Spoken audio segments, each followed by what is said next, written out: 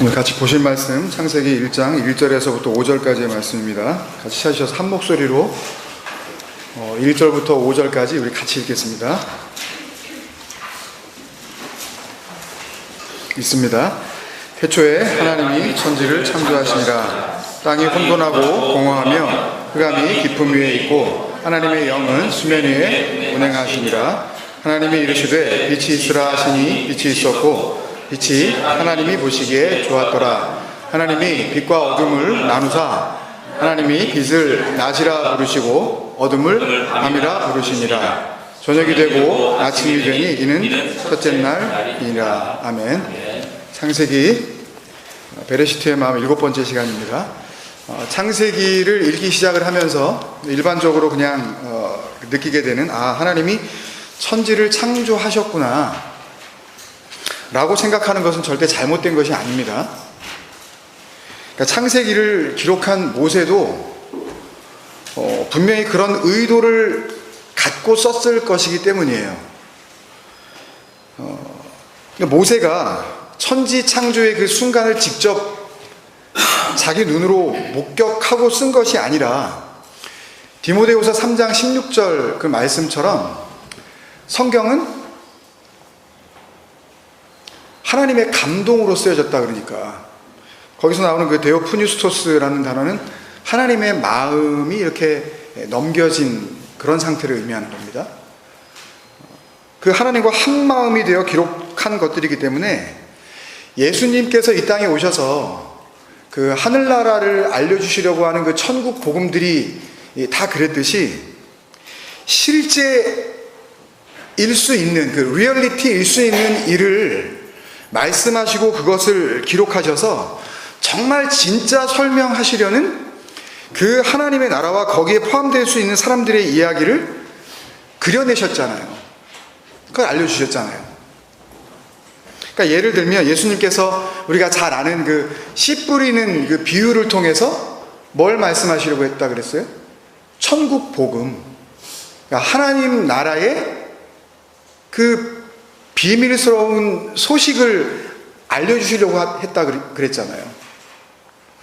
그러니까 씨가 뿌려지는 일은 얼마든지 일어날 수 있는 현실이고, 그죠? 말씀은 그 실제적인 일로 묘사가 되어지고 기록되어지기는 하지만 진짜 알려주시려고 하는 그 내용은 농부가 씨를 뿌린다는 그 동작 그 자체가 아니라 그게 담고 있는 어떤 내용이었잖아요. 그러니까 창세기 초반에 이 6일 동안 창조하시고 7째 날 쉬신다고 하는 그 내용들은 그냥 적혀 있는 그대로 첫날은 빛을 창조하셨네, 둘째 날은 궁창을 만드셨구만, 그러니까 이런 식으로 이해하려면 이해해도 돼요. 일단은. 근데 그러면 그렇게 이해를 하면 적어도 진화론에 빠지지 않는 창조론 신봉자는 되겠죠. 그죠? 거기까지는 될 거 아니에요. 소위 교회 다니는 사람으로서 취해야 할 성경적인 과학과는 갖게 되는 거니까. 아니, 교회를 다닌다 그러면서 다윈을 이렇게 막 믿고 그러면 안 되는 거 아니에요. 그죠? 그러니까 그런 식으로라도 일단 말씀에 다가서는 건 그 나름대로 의미가 있습니다. 그 나름대로. 왜냐하면 창세기를 그 창조 과학이라는 입장으로 열심히 파다 보면요, 정말 열심히 파야 됩니다. 파시려면. 그러니까 정직하게 열심히 이렇게 연구하다 보면 이게 그런 이야기가 아니구나 하는 걸 깨달을 수가 있기 때문이에요. 정말 정직하게 연구를 하면. 근데 음흉하게 연구를 하니까 그 창조 과학에서 그 진리의 아들의 음성으로 못 들어오는 겁니다. 간단하게 예를 들면 다들 아시다시피 모든 식물은 광합성을 해야 삽니다. 광합성 못하면 죽어요. 채소 이런 과학이죠. 창조 과학. 그죠? 그러면 채소나 그 나무나 식물들은 언제 창조돼야 맞는 거죠? 태양이 창조된 다음에 만들어지는 게 맞을 거 아니에요. 그 온갖 씨 맺는 채소, 열매 맺는 나무들은 셋째 날 창조되었고, 그 나무 식물들이 필요로 하는 그 태양과 그 달이라고 믿고 있는 그 큰 광명, 작은 광명은 언제? 그 다음날, 넷째 날 창조됐단 말이에요. 그러니까 하나님께서 처음부터, 애초부터, 식물들은 햇빛이 필요한 존재로 내가 만든다. 햇빛 먹고 살아가는 광합성하는 존재로 그런 생물로 만드신다라고 그렇게 하면 그게 과학이니까. 창조 과학이 주장하고 있는 그게 창조 원리잖아요, 그게. 그렇다면 어차피 지금 아무것도 없는 데서 우주와 지구를 막 창조해 내시는 거니까 그들은 그걸 그런 식으로 해석하니까 식물들을 태양이 필요로 한 피조물로 만드실 바에야 어차피 처음부터 만드시는 건데 식물들을 태양보다 먼저 만드실 게 아니라 태양 먼저 만들고 그 다음에 식물, 채소, 나무 만드시는 게 맞는 거잖아요. 그게 과학이잖아요. 과학적으로 천지창조를 증명한다며요, 그 사람들이. 그러면 이런 게 다 맞아 떨어져야 될 거 아니에요, 과학적으로 척척척척. 에이, 하루쯤은 괜찮아. 하루쯤은 괜찮아. 식물 먼저 만들고 그 다음에 햇빛 필요하니까 바로 그 다음날 태양 만드시는 거 아니야. 아니, 이런 식으로 말을 한다면 창조 과학이 아니라 창조 억지죠. 그게 무슨 과학이에요?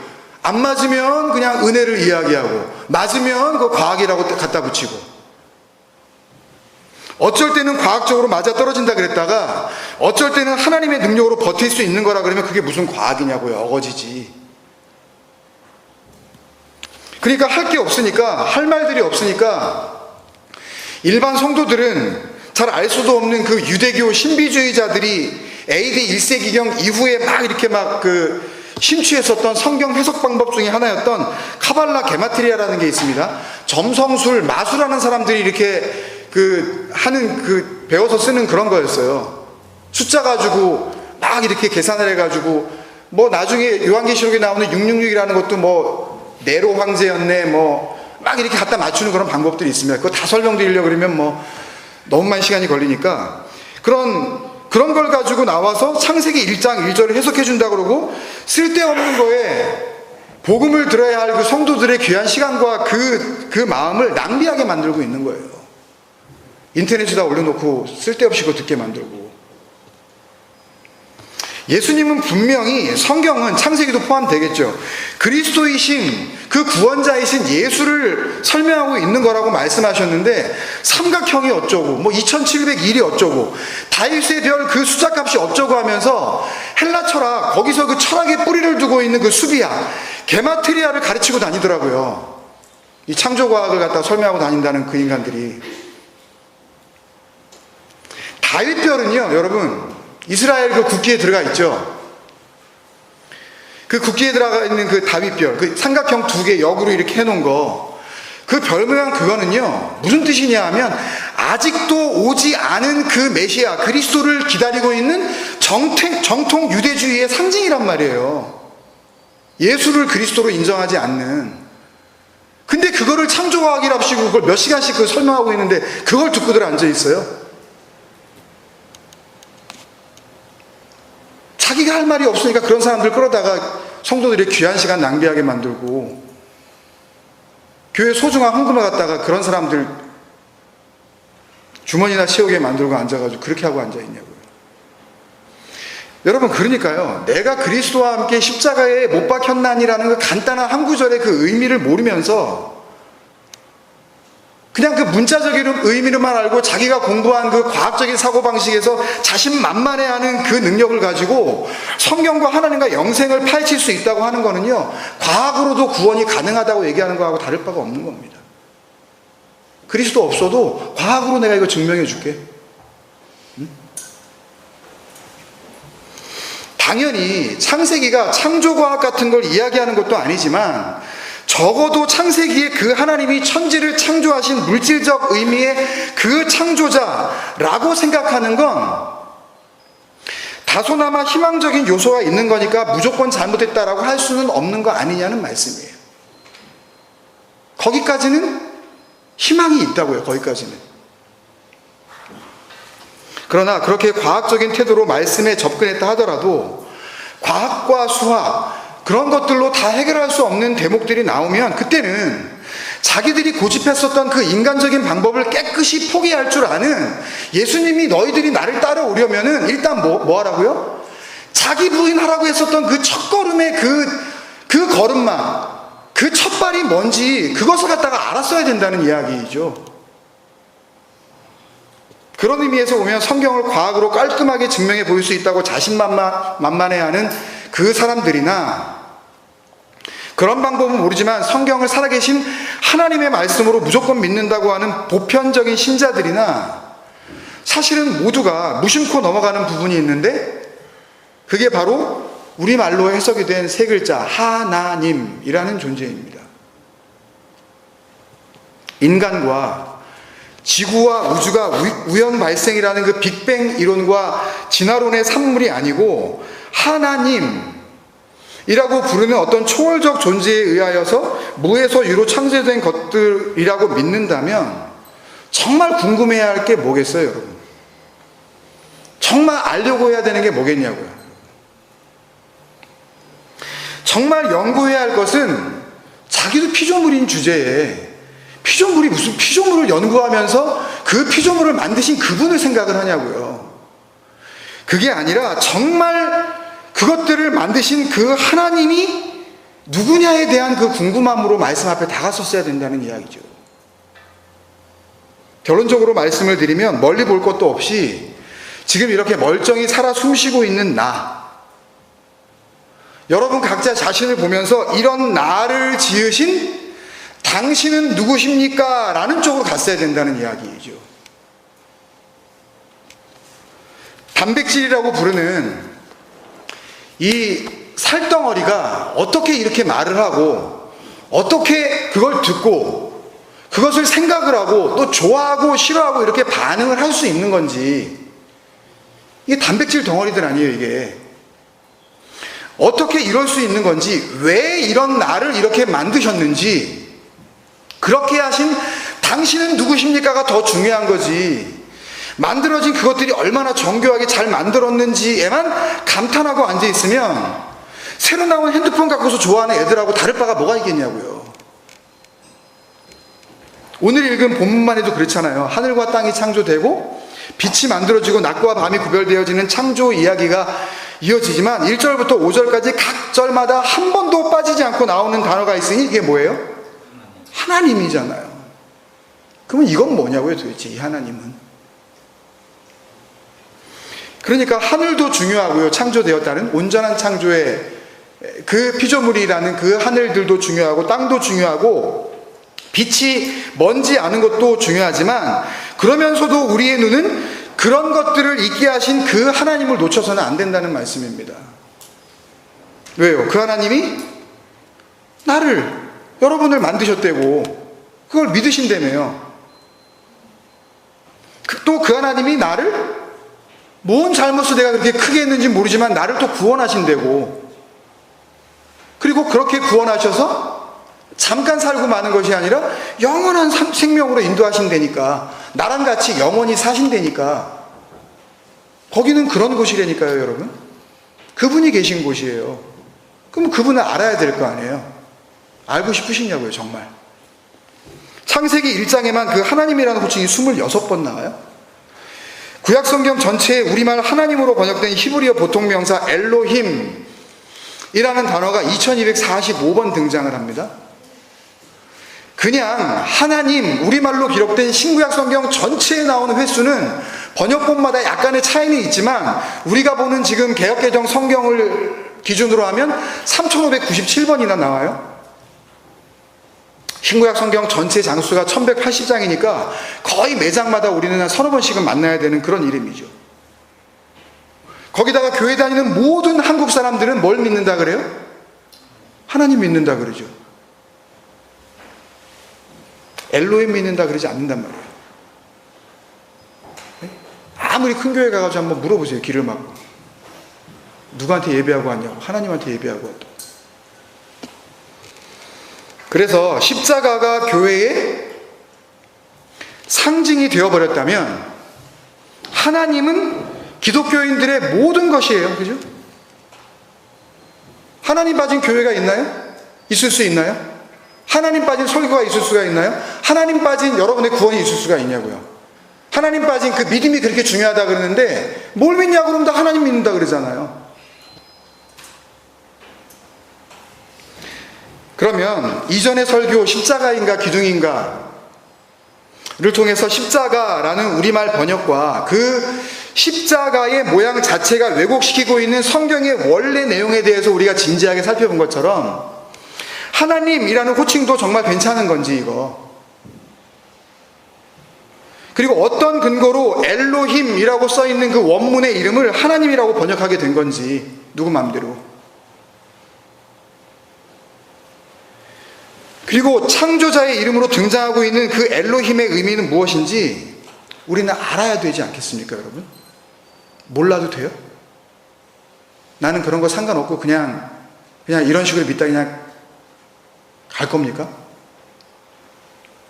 하나님이라는 이름이 어떻게 우리나라 성경책에 들어오게 됐는지에 대한 그 유래를 정확하게 짐작할 수 있는 특이한 사건이 한 20여 년 전에 있었습니다. 1992년 11월 11일에 강원도에 사는 정모 씨라는 사람이 지방법원에 한국 기독교 측 전체를 상대로 해서 하나님 이름 도용에 관한 손해배상 청구 소송이라는 고소장을 제출했어요. 이 사람은 불교 그 미륵종이라고 하는 그 한 분파인 한세계 인류 성도종이라는 그 이상한 종파의 그 대표였는데 일종의 그 스님이었죠. 고소장의 내용을 보면 이랬습니다. 원래 하나님이란 명칭은 한민족 고유의 것이었는데 서양 종교인 기독교가 허락도 받지 않고 로얄티도 한 푼 내지 않으면서 100년 넘게 무단으로 써왔기 때문에 보상금으로 1억 원을 자기한테 내놓으라는 재판을 건 거예요. 죄목은 한민족 하나님 도용죄였습니다. 뭐 그런 죄가 있는지는 모르겠어요, 법적으로 이게. 실제로 있었던 일이니까. 얼핏 들어도 엉뚱하기 짝이 없는 이 소송은 역시나 재판에도 올라가 보지 못한 채 2번이나 법원에 의해서 기각이 됐습니다. 그러니까 재판부가 이것을 기각한 이유는 이 사건, 이 소송을 이렇게 걸게 되었는데 이 소송에 대한 피해자가 누구인지 분명하지 않다는 것이었어요. 그래서 이분이 다시 세 번째에는 다시 소송을 걸면서 그 피해자를 한민족의 뿌리이며 대한민국 전체의 조상인 단군이라고 그러고 다시 소송을 걸었습니다. 단군이 피해를 받다는 거예요. 그래서 이번에는 법적으로 별 하자가 없다고 생각한 이 재판부가 할 수 없이 재판을 열어주었습니다. 거기에 그 원고 측이 제출한 그 증거로 카톨릭 대사전에 있는 그 하나님이라는 단어에 대한 설명이 몇 구절 나와 있는데요. 그렇게 이제 그 소송을 건 겁니다. 하나님이라는 단어는 대한민족은 하나님 사상이 투철함으로 이를 수용하기 위해 예수 그리스도의 아버지 여호와를 하나님으로 부르기로 성경 공동번역위원회에서 결의하였다. 요거는 한 1907년경에 있었던 일입니다. 한국어 성경이 이제 막 번역이 되어지면서 그때 선교사들과 한국 그 종교 지도자들 간에 이제 그 합의가 이루어진 어떤 그런 내용을 이야기하고 있는 거예요. 그때 결의가 된 그 내용을 지금 이야기하는 겁니다. 그래서 이제는 하나님이라는 말이 예수 그리스도의 아버지인 여호와로 인식되어지고 있다라는 이런 부분을 가지고 소송을 건 겁니다. 근데 판사가 내린 그 판결은 그 중간 생략을 하고 그 핵심만 말씀을 드리면 하느님 또는 하나님이라는 용어는 원고 측인 정모 씨가 종단을 설립하기 훨씬 전인 1800년 후반의 일이었고 또 이 용어는 특정인이나 특정 종교만이 사용하도록 제한된 것도 아니며 따라서 누구라도 마음대로 사용할 수 있는 보통 명사 이상의 아무런 법적 구속력이 없다는 것이었어요. 그러니까 이 정모 씨라는 사람, 이 원고만이 이 용어를 사용할 수 있는 법적 권리가 없기 때문에 피고 측인 기독교계가 이 용어를 사용하는 것을 금지시킬 권한도 그에게는 없고 보상을 받아야 할 그런 권한도 전혀 없다라고 판결이 되어지고, 그래서 원고 측 패소로 그냥 끝났어요, 이 재판이. 그러니까 기독교 측의 승리로 끝났다는 이야기는 또 아닙니다. 이때 지금은 돌아가신 그 카톨릭의 수장이었었던 김수환 추기경도 그 재판에 참석을 했어요, 실제로. 증인의 한 사람으로. 이게 무슨 뜻이냐면요, 하나님이란 호칭이 기독교의 것이어서 그 원고가 패소를 한 것이 아니라, 우리나라에서 하나님이란 호칭은 누구나 쓸 수 있는 것이기 때문에 기독교가 아닌 다른 누구라도 마음대로 쓸 수가 있는 것이고, 그러니까 보상금 같은 거는 줄 필요가 없다는 뜻입니다, 여러분. 그러니까 결론적으로 이 재판을 통해서 드러난 사실은, 하나님이란 이름은 우리가 생각하듯이 우리만 믿고 있는, 성경이 이야기하고 있는 그 진리를 담고 있으신 그 한 분이신 그 하나님, 그 신의 이름이 아니라, 사실은 그 어느 누구도 그 유래를 알 수 없을 정도로 우리나라에 아주 오래전부터, 옛날부터 한국 민족이 사용해온 일종의 토속신앙의 숭배 대상을 지칭했었던 호칭이었다는 겁니다, 여러분. 실제로 우리나라 최초의 선교사들이면서 한글 성경 번역에 참여했던 선교사들의 선교 보고서, 그리고 그들이 자신의 선교를 마감하면서 자기 일생을 회고록으로 남긴 그 대화 기록들에 이런 내용이 나와요. 엘로힘과, 구약성경 원래 원문에 나와 있는 엘로힘과 여호와를 한국말로 이거 어떻게 기록하는 게 좋겠느냐 라는 부분에 대해서 서로 선교사들끼리 의견을 나눈 그 대화 기록입니다. 신이 어떻겠소? 신, 이게 신발할 때 그 신이 아니라 그 신, 하늘에 있는 신이 어떻겠소?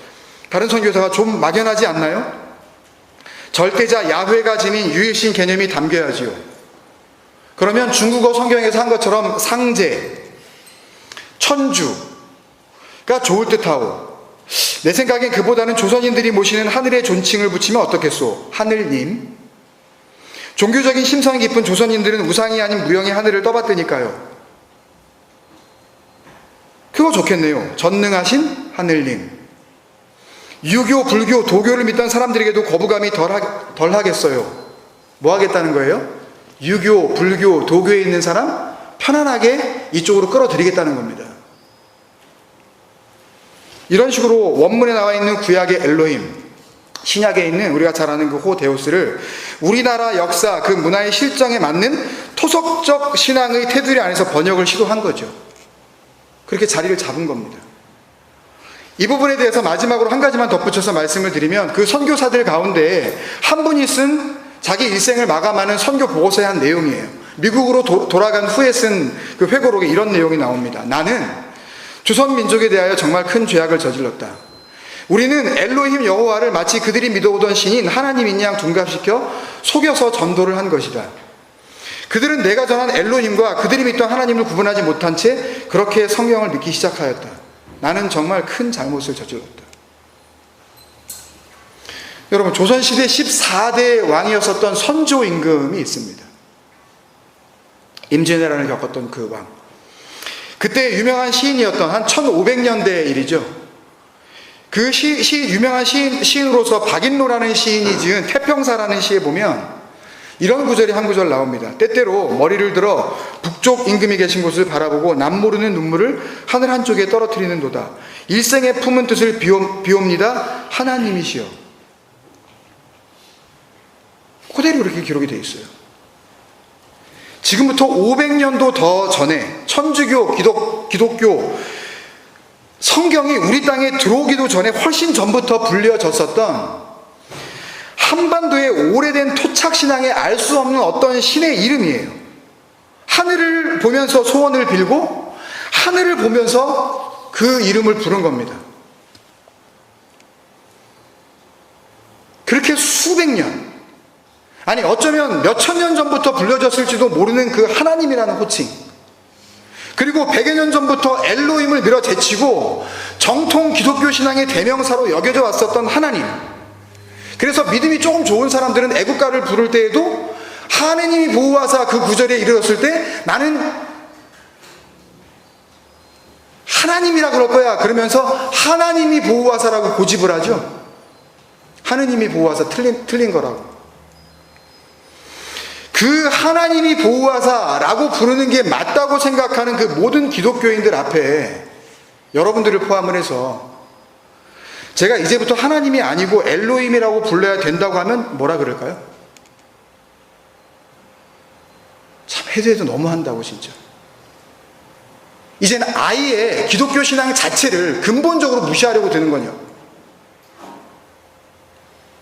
기분 나빠하지 않겠습니까? 한 집사님이 이야기 나누시는 중에 친구였었던 어떤 선교사가 남태평양의 어떤 섬에 이르러서 어린 양으로 오신 예수 그리스도를 설명할 길이 없으니까 그 양을 모르는 그들에게 양을 빼고 그들이 잘 아는 돼지를 넣었다 그런 이야기를 들었습니다. 그래서 그들에게는 언제나 예수 그리스도를 설명할 때 어린 돼지 예수라고 그렇게 불러줬대요. 그들이 이해하기 쉽다고 그 말을 그들이 원하는 대로 만약에 고쳐준다면 그것이 진리를 설명할 수 있는 복음을 담아내는 전도, 그 선교의 그런 정직한 모습이겠냐는 말씀입니다.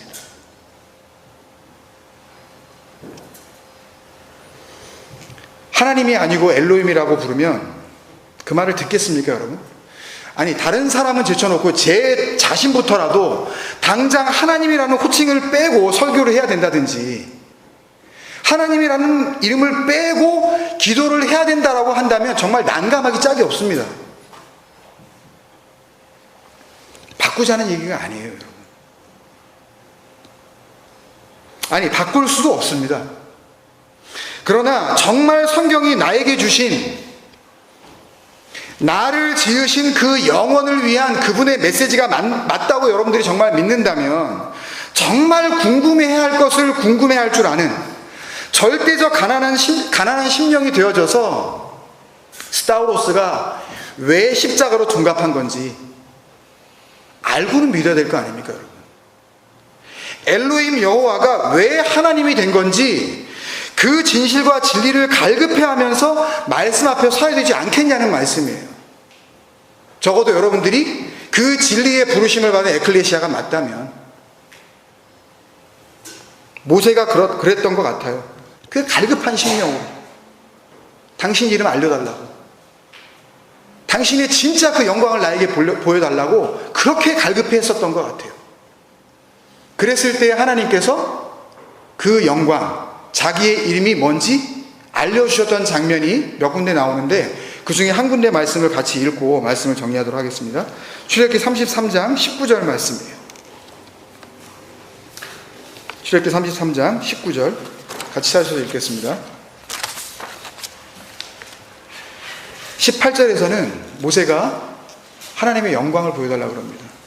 영광은 얼굴이에요. 모든 것을 보여달라는 이야기예요. 당신이 누구냐는 이야기입니다. 나에게 계속 말씀하시고 계시는 당신이 누군지 나에게 보여달라고 지금 기도를 하고 있다고요. 그 호소 앞에 하나님이 말씀하시는 내용이죠. 같이 읽겠습니다. 시작. 여호와께서 이르시되 내가 내 모든 선한 것으로 내 앞으로 지나가게 하고 여호와의 이름을 내 앞에 선포하리라. 지금 하시겠대요. 이제 같이 있습니다. 나는 은혜 베풀 자에게 은혜를 베풀고 긍휼히 여길 자에게 긍휼을 베푸느니라. 아멘. 엘로힘이라는 이름이 정확하게 우리말로 무엇인지 나는 알 수가 없습니다.